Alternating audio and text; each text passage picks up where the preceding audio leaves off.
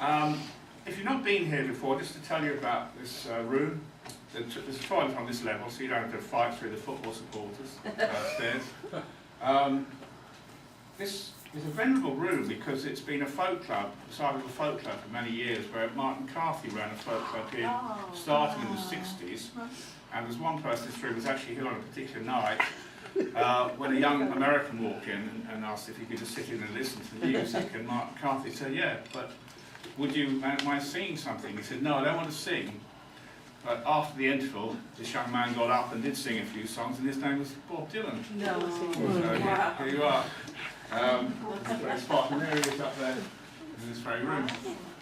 So, we've got a great show this afternoon. Our featured readers are Alison Trower and Pauline Sewards, who both read with Dodo before. We've also got some volunteers to read from the floor.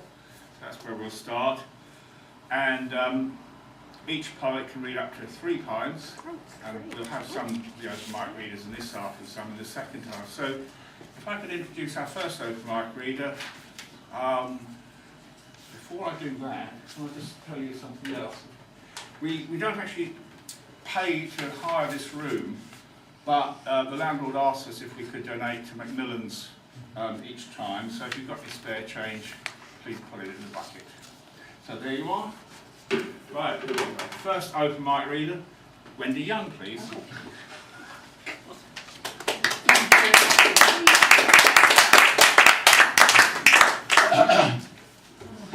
The deep end, like Bob Dylan said, I don't want to read, but it's £2 cheaper, so. That's the principle for you. I keep sport my lovely friend Pauline, but anyway, I get to keep this. You do, yeah. Oh, I'll do one from my head, because I'm always a bit scared of new places. I think ones might be a bit highbrow for me, so, but now. I feel quite good. You're all right. Oh.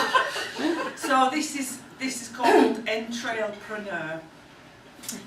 An obscene excuse for a human being, hands greasy as your slick back hair, that cut the cards, that make the deals, that deck your boats, that seal the fate of minions. That skirt your tails, that catch your crumbs, that batten your drum, that lot you flogged to that failed chap who snapped him up like Market Glut. Pound a company! Your name suggests naivety, chakra of the heart. He's linked to the colour of nature, but yours is dark. Like a cheap dinner you served up the 11,000 to a shark. You're Mr. Glut, you're Mr. Greed, you covet and you envy. Chide like a brat. Don't look at me like that. You're the dryness in the levee.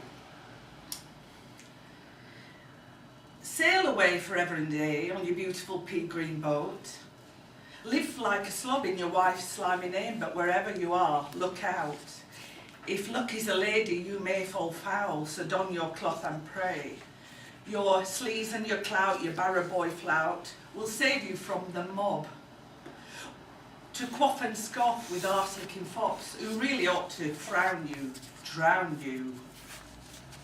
Justice truly would see you rebuked most vehemently, entrails dragged in a BHS trolley to Traitor's Gate, a fate to fit your folly. The day will come, you suck your thumb, you'll simper and say, sorry. Mummy, mummy, mummy, they're after my blood. They're saying I'm cruel and I'm bad, but all I wanted was an empire and Kate Moss hanging off my knob. You may guess who that's about.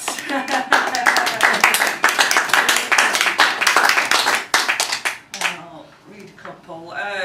This is called, I think I got the title wrong actually when they say is it 6 degrees of separation. Anyway, this is called 96 Degrees of Scarface. At a wedding in California, I was poked in the breast by the bride's grandmother, who as a girl was asked to dance by Al Capone. She laid her head on a gangster's chest. Now the elderly sprite ogled me with vacant eyes. I asked, how are you, tentatively? She snapped back, how are you? Bit of an attitude, I thought. But through senility, I was linked to history. Oh yes, I only get poked by the best. Thanks. And the last one, this is about, I don't know if anybody knows the actress, but she's named here, Joanna David. On the southbound Bakerloo, boarding the train at Warwick Avenue, a grand actress in a stripy top, white jeans and multicoloured wellies, lost balance and fell into me.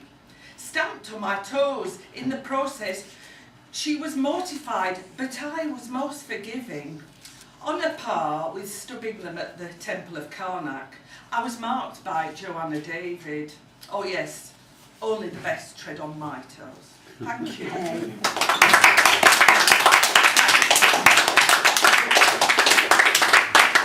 Wendy. So now, if we could introduce Ian Bingham, please. Oh, thank you. Thank you. I thought I had a list to read, but now I'm checking mine. The list will have to just work its way. Apologies to anybody who was at Abbey Mills on Friday, because I am going to read one from that and two others. Right. Trying to emulate your train spotting expertise. Not so easy when I'm 8 and you're 14. I wait by the railings for the smoke above the trees and the whistle of a goods rolling down to Bootle docks. If you were standing here, you'd say, see that gap in the cutting? That's your only chance to read the number on the cab. Blink and you will miss it. If you were standing here, you'd screw your eyes, write it down, then later maybe check the book. Ian Allen, British Railways locomotives, all regions combined in a single volume, every engine, who designed it, when it entered into service. Once you'd seen it, you would underline it. There's the smoke black chimney, smoke black boiler. There's the cab and the driver leaning out. 48218 goes clanking past, pulling rust-brown bolster wagons full of shiny metal bars, bumping, banging, squealing, braking for the signal just down from the bridge. It cuts the grey plume, sets it free to drift across the coal yard, blanket silent backyards, smother someone's washing. 48218, 48218, have you got it in your book? I sprint home. We don't even need to look. 8F, Stania, LMS, Walshirts, valve gear, taper, boiler design. Not bad, but no big deal. Seen it up and down the line. Tell you what, resolution. Jubilee's a decent class. Heading up a football special, leaving Lime Street soon. When it gets to Broad Green Station, should be going pretty fast. Let's watch it go through. By the way, you needn't ask. I've seen that one too. Underlined it in my book.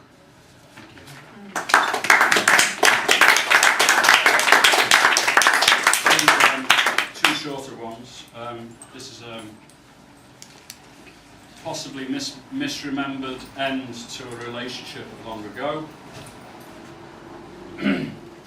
You were leaning out smiling. It's only for a little while. But in the silence, after the train had gone, I knew it was not true. Still, I wrote, did not think you would reply, then I wished that you had not. Long ago, words would tumble warm onto the page.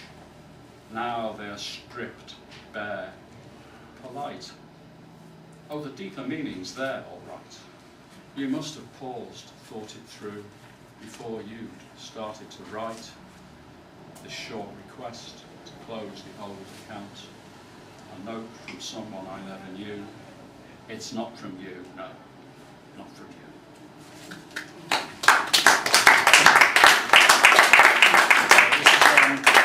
This is another misremembered day at St Ives when the Queen came to visit one sunny Tuesday morning in May, I think about 5 years ago. Right. In the harbour, flags flutter, police mutter, guns and tasers on street corners, Old men, regimental, red, green, blue, black blazers line the route, and 1,000 arms are ready to make a smartphone salute. When the matinee is introduced, with a helicopter overhead, and the star of the show, smiling, mute, waves and nods her head. The Queen is wearing lilac, the Duke wears a glint in his eye. There the royal passers-by, pass us by, pass us by, pass us by.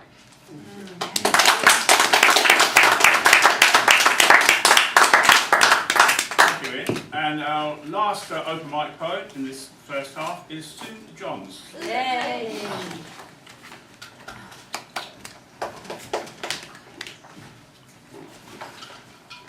Thank you very much. This is my new pamphlet. Anybody hasn't seen it before? It's called Rented. And most of the poems in it are about prostitution, but I'm going to read two that I'm not.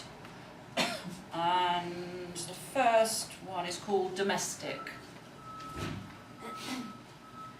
Having decided to make love in our galley kitchen, we realise not every dish has to start with garlic and onions. The stove is out of bounds, harbouring our nourishment, contained in something heavy, foreign, built to outlast us. Do you see, through the porch window, the bulbs that have survived the frost as you issue over the recycling? Watch me ape along the Edwardian door handles until you find the place like the natural break in asparagus. You wipe clean the Perspex bar stool. As I rest in the adjoining room, it had offered us soft furnishing, a comfortable landing. We are spent and have saved the upholstery. And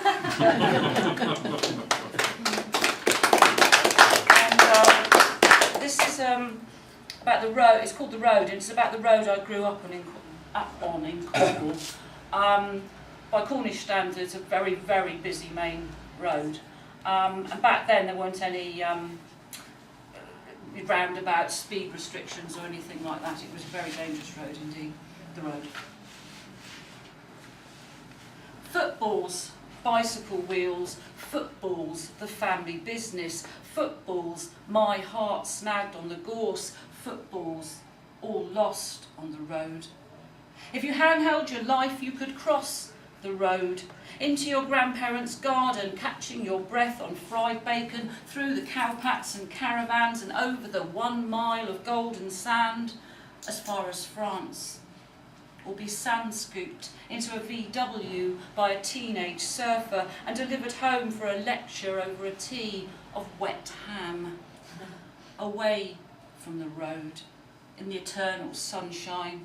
Farm dogs dizzied around babies in Silver Cross prams. The stream, waged in tadpoles, serenaded the schoolyard, post office, church, drowned out on the road. A chorus of neighbours, it's a death trap, that road. It had made a career of murder. Seagulls, foxes, badgers, rabbits, impatient motorists, my brother, caterpillars, assorted pets. I took the road. Returned when speed restrictions and time had done their taming. Offered my hand to the road.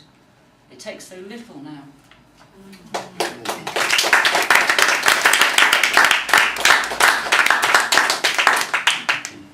So the brother mentioned in that poem got run over off his bike outside our house when he was 10.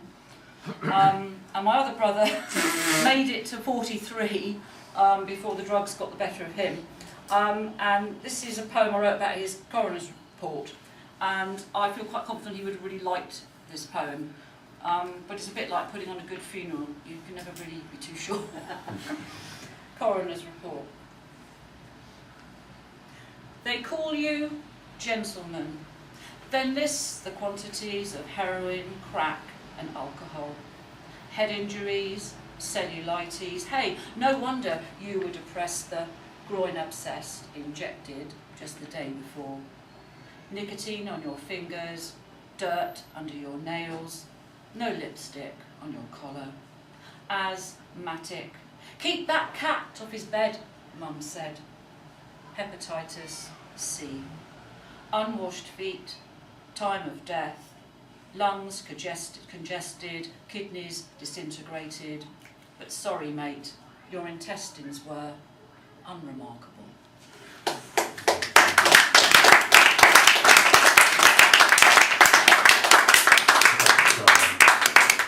Thank you very much, Sue. Thank you very much. More open mic nights in the second half.